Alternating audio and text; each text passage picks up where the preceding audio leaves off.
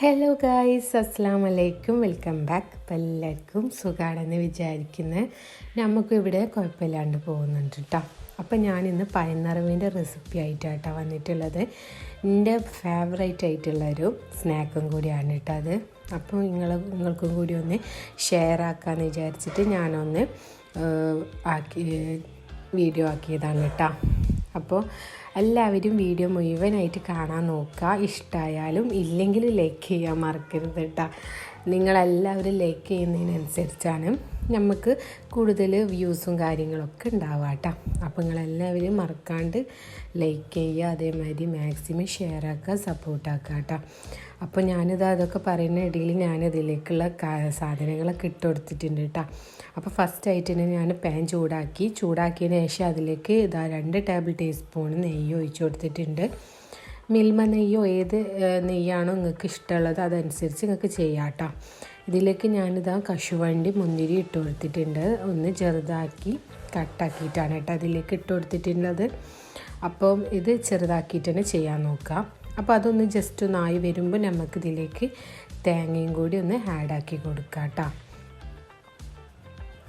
തേങ്ങ നമ്മൾ ചിരകിയെടുക്കുമ്പോൾ നന്നായിട്ട് ചെറുതാക്കിയിട്ട് തന്നെ ചിരകിയെടുക്കുക. അപ്പം ഇപ്പം നന്നായിട്ട് ചെറുതാക്കി എടുക്കുക എന്ന് പറയുമ്പോൾ ഈ തേങ്ങ നമ്മൾ സ്ലോയിൽ വേണം കേട്ടോ ചിരണ്ടിയെടുക്കാൻ. സാവധാനം പതുക്കെ നമ്മളിത് ചിരവിയെടുക്കണം. അല്ലാന്നുണ്ടെങ്കിൽ ഇത് വലിയതായിട്ട് വരും. വലുതായി കഴിഞ്ഞാൽ തന്നെ പിന്നെ ഇതിന് ടേസ്റ്റ് കുറയും. കാരണം എന്താണെന്ന് വെച്ചാൽ വലിയതായിട്ട് ആയി കഴിഞ്ഞാൽ നമുക്ക് ഇതിലേക്ക് ഫില്ല് ചെയ്യുമ്പോൾ അത് നല്ല വലുതായിട്ട് വന്നു കഴിഞ്ഞാൽ തന്നെ തേങ്ങ നമുക്ക് വല്ലാണ്ട് ആഡാക്കാൻ കഴിയില്ല. ഞാനിപ്പോൾ നെയ്യ് കുറവാണെന്ന് തോന്നിയപ്പോൾ 1 ടേബിൾ ടീസ്പൂണും കൂടി ഇട്ട് കൊടുത്തിട്ടുണ്ട്. നമ്മൾ നെയ്യ് ഒന്നും കൂടി ആഡാക്കി വരുമ്പോഴാണ് കേട്ടോ അതിന് ടേസ്റ്റ് കിട്ടുക. അതുകൊണ്ട് ഞാൻ നെയ്യ് കുറവൊന്നും ആക്കാണ്ട് പാകത്തിനാക്കിയിട്ട് ചെയ്തിട്ടുണ്ട് കേട്ടോ. എന്നിട്ട് നന്നായിട്ട് നമ്മൾ ഇളക്കി കൊടുക്കുകയാണ് കേട്ടോ ചെയ്യണത്. നമ്മൾ ജസ്റ്റ് വാട്ടിയെടുത്താൽ മതി. ഓവറായിട്ട് നിരിഞ്ഞ് വരണ്ട കേട്ടോ. ജസ്റ്റ് നമ്മൾ കളറൊന്ന് ചേഞ്ച് ആവും. ജസ്റ്റ് ബ്രൗൺ കളറൊന്നും ആവണ്ട കേട്ടോ. ജസ്റ്റ് കളർ ഇങ്ങനെ മങ്ങി വരുമ്പോൾ നമുക്കിതൊന്ന് ഇതാക്കി വെക്കാം. പിന്നെയെന്ന് പറഞ്ഞാൽ ഇതിലേക്ക് പഞ്ചസാര ചേർക്കാണ്ട് ഞാനിപ്പോൾ 2-3 ടേബിൾ ടീസ്പൂണ് പഞ്ചസാര ഇട്ട് കൊടുത്തിട്ടുണ്ട് കേട്ടോ. ഇനി ഇതൊന്ന് നമുക്ക് ഇളക്കി കൊടുക്കാം. എന്നിട്ട് ഈ പഞ്ചസാര ഒന്ന് മെൽറ്റാവും കേട്ടോ. ചൂടിൽ ഇങ്ങനെ കിടന്നിട്ട് ഒന്ന് മെൽറ്റായി കഴിഞ്ഞാൽ നമുക്കിതിലേക്ക് ഏലക്കായും കൂടി ഒന്ന് ആഡാക്കി കൊടുക്കാം. ഏലക്കായ് ഒരു 4 പീസ് ഏലക്കായ് ഇതിലേക്ക് ആഡ് ചെയ്ത് കൊടുത്തിട്ടുണ്ട് കേട്ടോ. നല്ലൊരു ഫ്ലേവർ കിട്ടാൻ വേണ്ടിയിട്ടാണ്.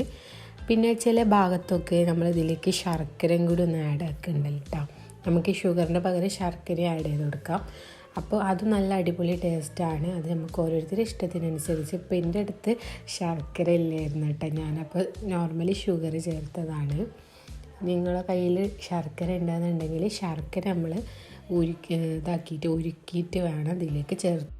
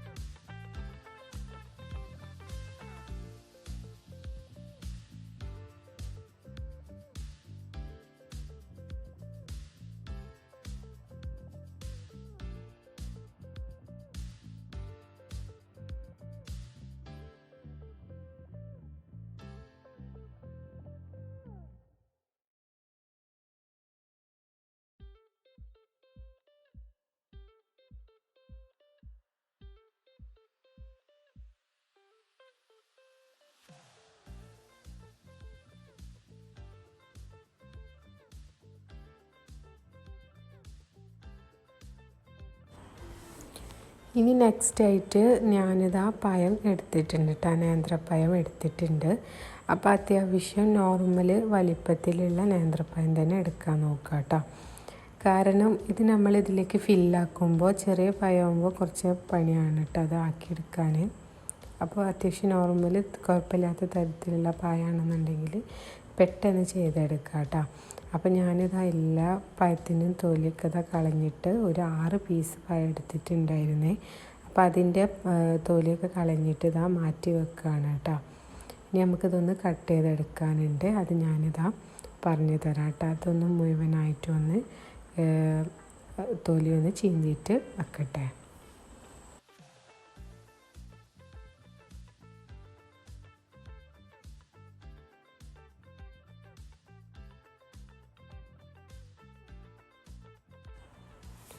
ഇനി നമുക്കിതാ ഓരോരോ പഴം എടുത്തിട്ട് ഇതാ അതേപോലെ 2 സൈഡിലായിട്ട് ഇങ്ങനെ കട്ട് ചെയ്ത് കൊടുക്കുക കേട്ടോ, കീറി കൊടുക്കാം. എന്നിട്ട് കീറി കൊടുത്തതിന് ശേഷം ഇതിലേക്ക് നമ്മളിനി തേങ്ങയുടെ ഇതുണ്ടല്ലോ കൂട്ട്, അത് ഇതിലേക്ക് ഫില്ല് ചെയ്ത് കൊടുക്കുക കേട്ടോ. അപ്പോൾ ഞാനിതാ മുഴുവൻ പഴം ഇതേപോലെ 2 സൈഡ്, നമുക്ക് 3 സൈഡായിട്ടൊക്കെ നമുക്ക് കട്ട് ചെയ്തെടുക്കാം. ഞാനിപ്പോൾ 2 സൈഡാക്കിയിട്ടാണ് കേട്ടോ കട്ട് ചെയ്ത് വെക്കുന്നത്. അപ്പോൾ അങ്ങനെ കീറി വെച്ചതിന് ശേഷം നമ്മളിതാ അതിലേക്ക് ഫില്ല് ചെയ്ത് കൊടുക്കുക കേട്ടോ. അപ്പോൾ ഇത്രയേ ഉള്ളൂ കേട്ടോ ഇത് ചെയ്തെടുക്കാൻ. പിന്നെ കുറച്ച് ടൈം എടുക്കുന്ന ഒരു പണിയാണ് ഇത്, കുറച്ച് ടൈം എടുക്കും ഇതൊന്ന് ചെയ്തായി വരാൻ. പിന്നെ നമുക്കിനി മാവ് കുഴക്കാനുണ്ട്, ഇത് പരത്തിയെടുത്തിട്ട് അതിലാണ് കേട്ടോ നമ്മൾ പൊരിച്ചെടുക്കുന്നത്. പിന്നെ ഓരോ ഭാഗത്ത് ഒരു ഭാഗം മാത്രം കീറിയിട്ട് മാവൊന്ന് ജസ്റ്റ് ഒന്ന് പരത്തി കൊടുത്തിട്ട് ഒന്ന് ഒട്ടിച്ചു കൊടുക്കുക കേട്ടോ ചെയ്യുന്നത്. അപ്പം ഞാനതല്ല, ഞാൻ പത്തിരി പരത്തിയിട്ട് അതിൻ്റെ ഉള്ളിൽ വെച്ചിട്ടാട്ടോ അതൊന്ന് റൗണ്ടിലൊന്നിങ്ങനെ ആക്കി കൊടുക്കുക കേട്ടോ ചെയ്യണത്. അപ്പോൾ ഓരോ സൈഡിൽ ഓരോ ഭാഗത്ത് ഓരോ ടൈപ്പിലാണ് കേട്ടോ ഉണ്ടാക്കാറ്. അപ്പോൾ ഞങ്ങളിതാ ഇങ്ങനെ ഇട്ട് ഉണ്ടാക്കാറ്. അപ്പോൾ ഇത് നല്ല അടിപൊളി ടേസ്റ്റാണ് കേട്ടോ അത് ഇങ്ങനെ ഉണ്ടാക്കിയെടുക്കുമ്പോൾ.